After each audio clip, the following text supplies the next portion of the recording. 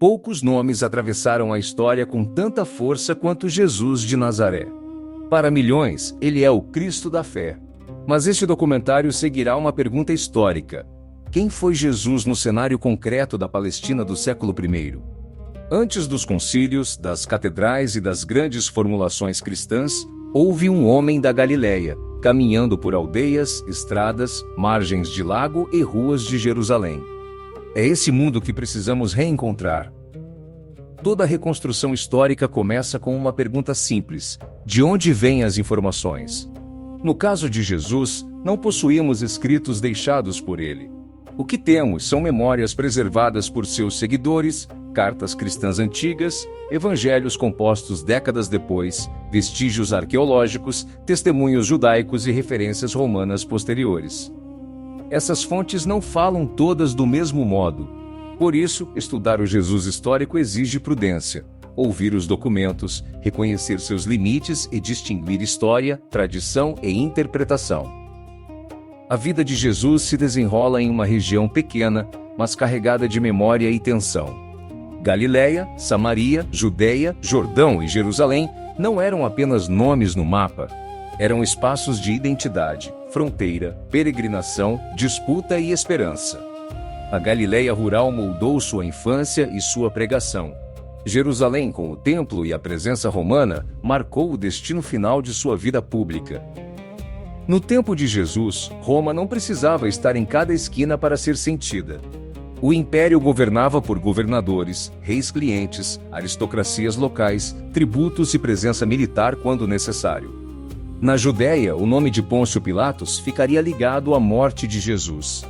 Na Galileia, o governo de Herodes Antipas moldava a vida cotidiana por meio de impostos, obras urbanas, controle político e dependência de Roma.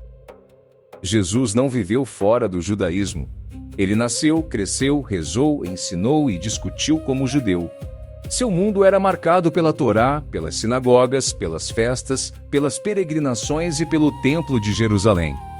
Fariseus, saduceus, escribas, sacerdotes, grupos apocalípticos e movimentos populares não formavam um bloco único.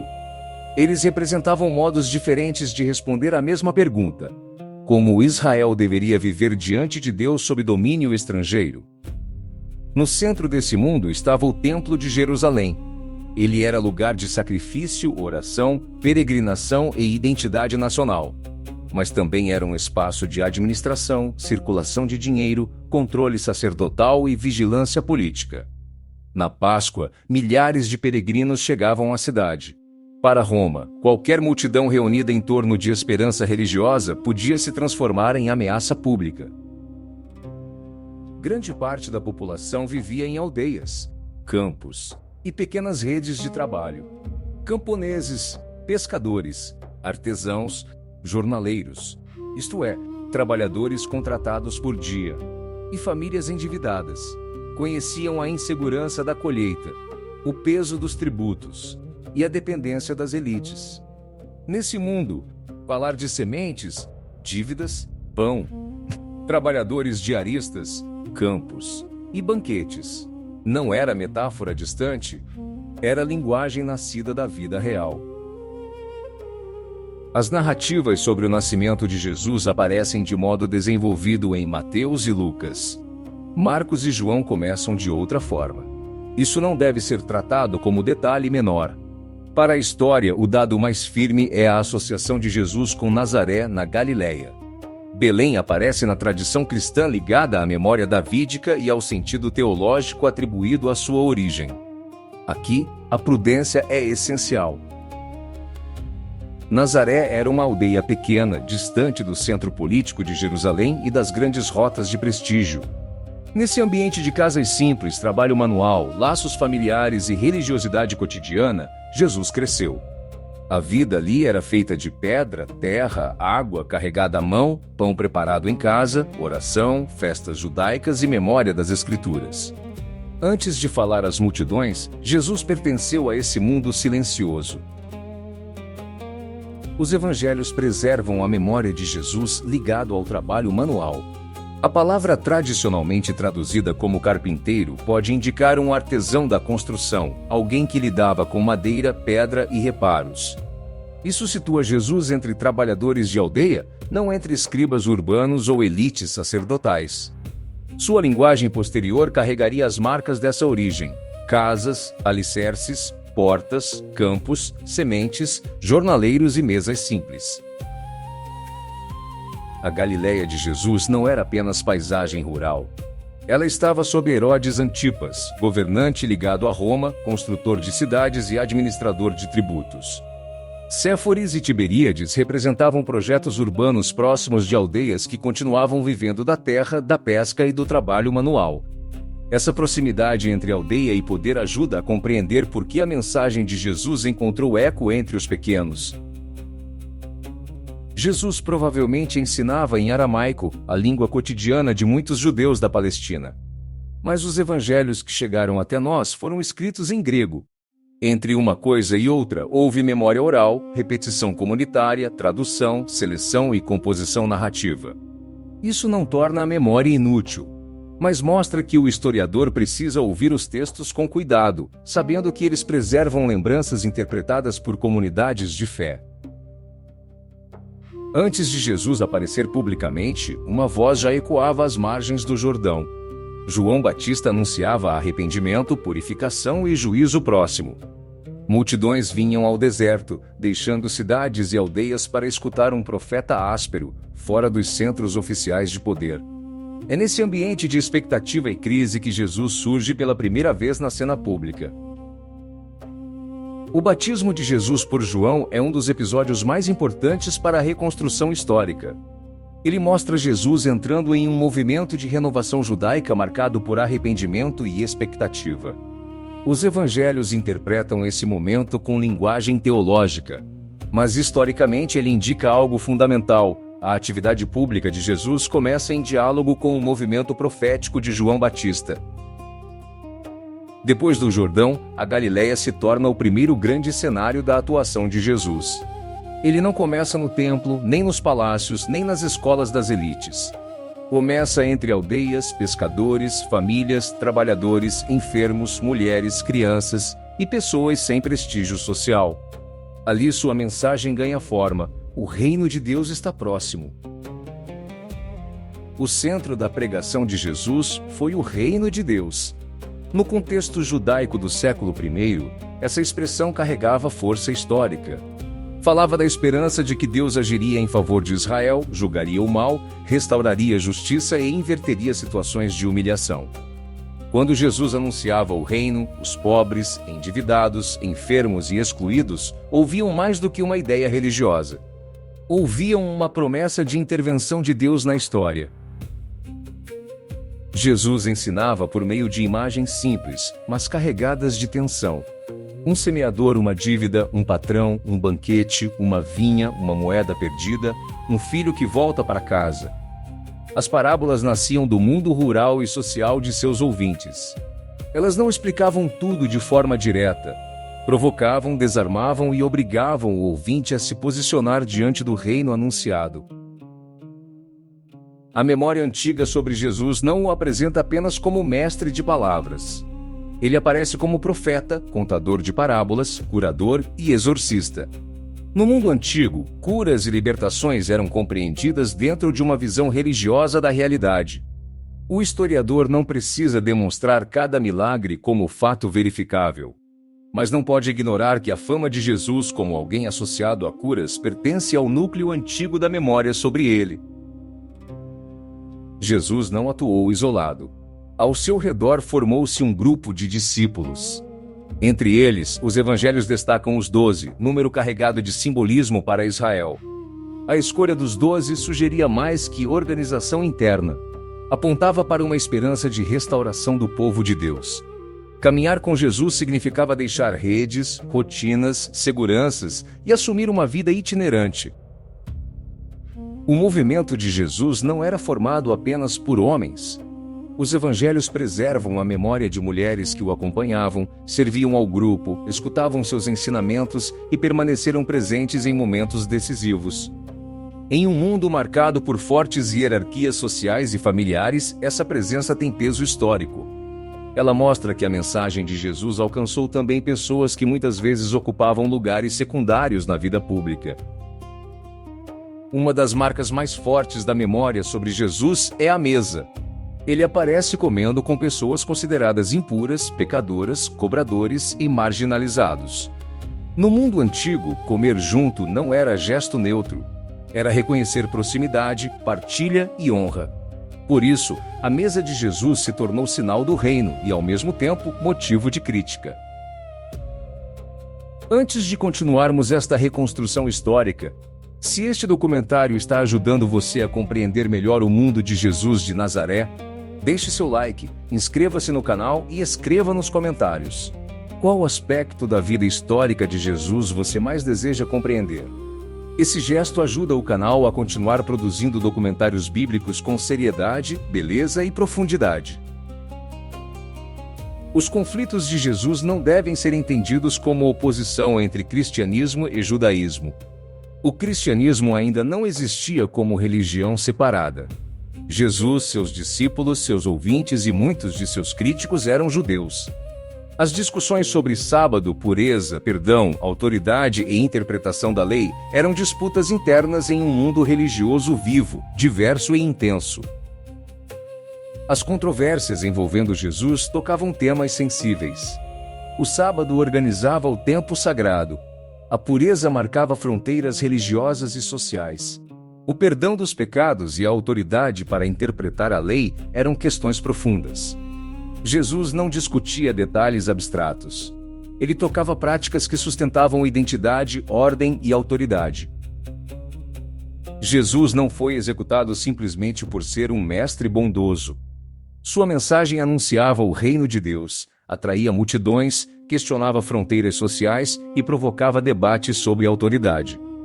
Quando essa mensagem se aproximou de Jerusalém durante a Páscoa, tudo se tornou mais perigoso. Ali estavam o templo, as elites sacerdotais, os peregrinos, a memória da libertação do Egito e a vigilância romana contra qualquer sinal de desordem. A ida a Jerusalém muda o tom da narrativa.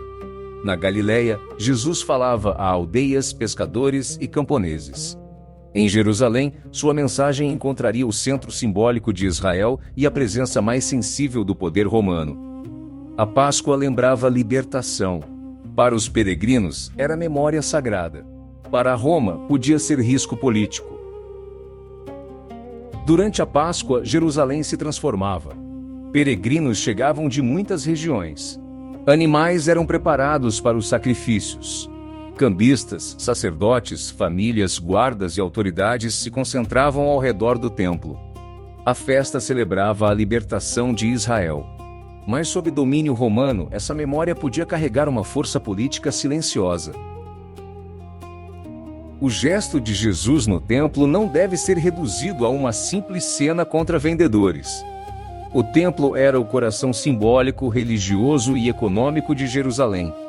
Ao interromper, ainda que simbolicamente, a atividade ligada a sacrifícios e câmbio, Jesus encenava uma crítica profética. Para seus seguidores, era sinal do juízo de Deus. Para as autoridades, podia soar como ameaça à ordem. Na tradição dos evangelhos, a última noite de Jesus é marcada por uma refeição com seus discípulos. A cena está ligada ao ambiente pascal, à memória da aliança e à consciência de perigo. Historicamente, não precisamos reconstruir cada palavra pronunciada à mesa. Mas a memória preservada pelos primeiros cristãos mostra que seus seguidores compreenderam sua morte à luz de uma entrega carregada de sentido. A prisão de Jesus revela a fragilidade do movimento. Aqueles que caminharam com ele não aparecem como heróis invencíveis. Os relatos preservam medo, confusão, abandono e negação. Essa memória é historicamente importante porque não idealiza os discípulos. No momento decisivo, o mestre da Galileia ficou exposto diante das autoridades de Jerusalém. Os relatos da paixão envolvem autoridades sacerdotais e autoridade romana. Historicamente, é preciso evitar simplificações. Jesus era judeu, seus seguidores eram judeus e seus conflitos nasceram dentro do judaísmo. Mas a crucificação era pena romana. Por isso, a decisão final passa por Pôncio Pilatos, representante de Roma na Judéia. A acusação decisiva não foi apenas teológica. A inscrição preservada nos relatos aponta para uma linguagem política: Rei dos Judeus. Para Roma, qualquer pretensão de realeza em uma região sensível podia ser tratada como ameaça. O anúncio do reino de Deus, a entrada em Jerusalém, o gesto no templo e a multidão pascal formavam um conjunto explosivo aos olhos do poder. A crucificação de Jesus sob Pôncio Pilatos está entre os dados historicamente mais firmes sobre sua vida. A cruz era instrumento romano de terror público, reservado a escravos, rebeldes e pessoas consideradas ameaça à ordem. Para os discípulos, a morte de Jesus parecia o fracasso final. Para Roma, era a eliminação de um problema. Para a história, tornou-se o ponto de partida de uma memória que não desapareceu. Depois da morte, os relatos falam de sepultamento. Os detalhes são discutidos pelos historiadores, e nem tudo pode ser afirmado com certeza absoluta. O que se pode dizer é que, para o grupo de Jesus, a morte na cruz representava ruptura, escândalo e silêncio. O homem que anunciava o reino havia sido executado pela maior potência política do Mediterrâneo. A partir desse ponto, história e fé caminham muito próximas, mas não são a mesma coisa. Os evangelhos preservam tradições sobre o túmulo vazio e aparições do ressuscitado. A fé cristã afirma que Deus ressuscitou Jesus. A investigação histórica, por sua vez, observa o efeito dessa convicção. Discípulos dispersos passaram a anunciar que o crucificado estava vivo e que sua morte tinha sentido.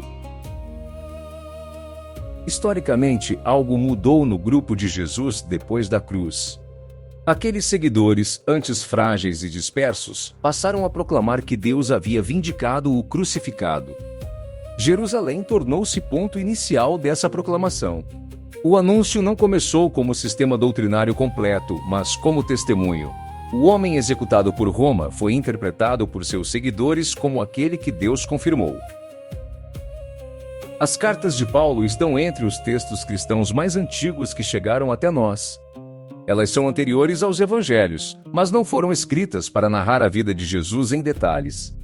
Paulo não parece ter conhecido o Jesus histórico durante sua vida pública.